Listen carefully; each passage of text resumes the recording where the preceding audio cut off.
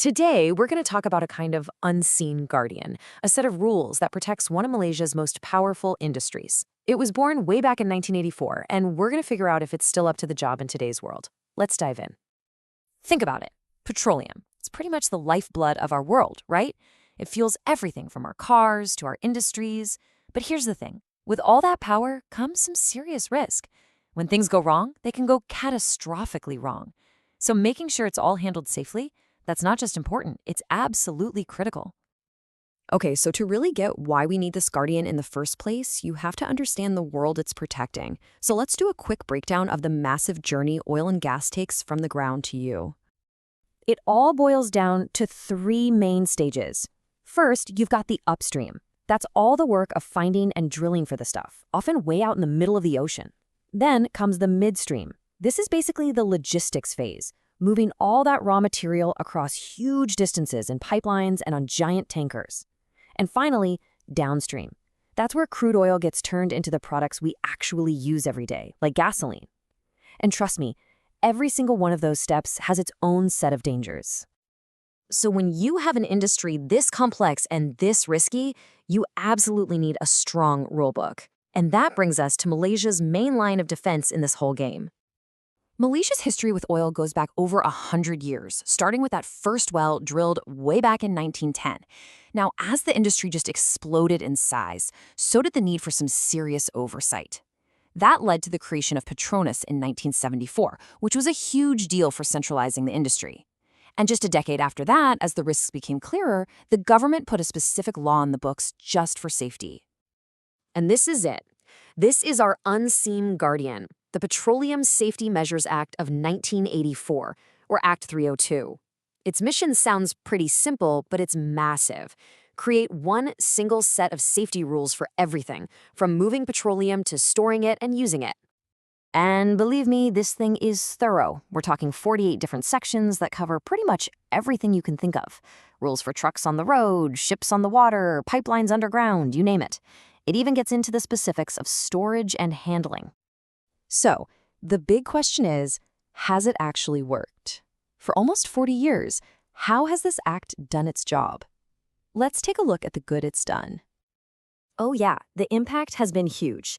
It's been a game changer for reducing accidents and keeping workers safe. But it's more than that.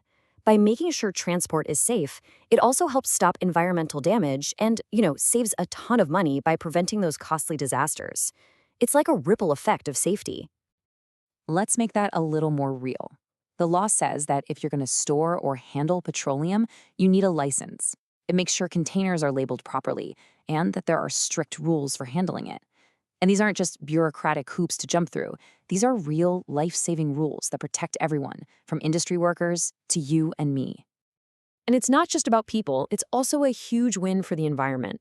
The Act has really strict rules for loading and unloading petroleum at ports. And that's crucial because it helps prevent spills that could devastate Malaysia's rivers and coastlines.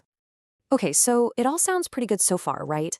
Well, here's where the plot thickens. While this act has been a solid guardian for decades, it was written in 1984.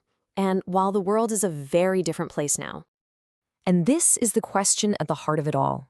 Can a law that was created back in the era of Walkmans and big hair really regulate a 21st century industry? An industry that's driven by new technologies, new chemicals, and a completely different economic reality. So when you dig into it, experts point to 5 major cracks starting to show in our guardian's armor. The fines are way too low to matter. Parts of the law are too vague. The bureaucracy is a mess. There aren't enough people to enforce the rules. And, this is a big one, it doesn't cover all the new chemicals and tech being used today. So, get this. The absolute maximum fine for breaking the rules is just 5,000 ringgit. I mean, come on. For a multi-billion-dollar industry, that is not a deterrent. It's not even a slap on the wrist. It's basically pocket change. This one number alone just screams how out of date this law is. And here's a real-world example of why this is so dangerous. The original act covers a specific list of stuff, but today, the industry uses all sorts of new chemicals. Take xylene, for instance. It's super flammable and can cause serious health problems. But because it wasn't on that original 1984 list, it kind of exists in this dangerous regulatory gray area. It just falls through the cracks. And then you've got the classic problem of red tape. Instead of having one clear agency in charge, like the Department of Occupational Safety and Health or a DOSH, the responsibility is split all over the place. You might get a license from one ministry, but pipeline safety is handled by another. It just slows everything down and makes it incredibly difficult to enforce the rules effectively. All right, so we've laid out the problems. The Guardian is old, it's got some serious cracks, so what do we do about it? Let's talk about the path forward. The good news is, nobody's saying we should just throw the whole rulebook out. It's more about giving it a serious 21st century upgrade. It's time to rebuild this Guardian so it's stronger, smarter, and ready for the challenges we face right now.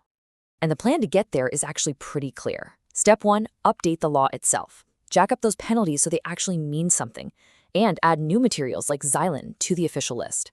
Step 2, hire more officers to actually go out and do inspections. Step 3, get with the times. Use tech like drones and digital databases to keep a better eye on things. And finally, Step 4, double down on safety training for every single person who works in the industry. And what's the whole point of all this? It's really about one big thing: getting Malaysia's safety rules up to speed with the best international standards out there. It's about making sure the country's regulations are just as modern as the global industry they're trying to manage. And that kind of leaves us with this final thought. This isn't just a story about one law in Malaysia. It's a challenge that countries all over the world are facing. As technology just keeps moving at lightning speed, we all have to keep asking, are our rules, our guardians, keeping up? How do we make sure the things that are meant to protect us are always ready for what's next?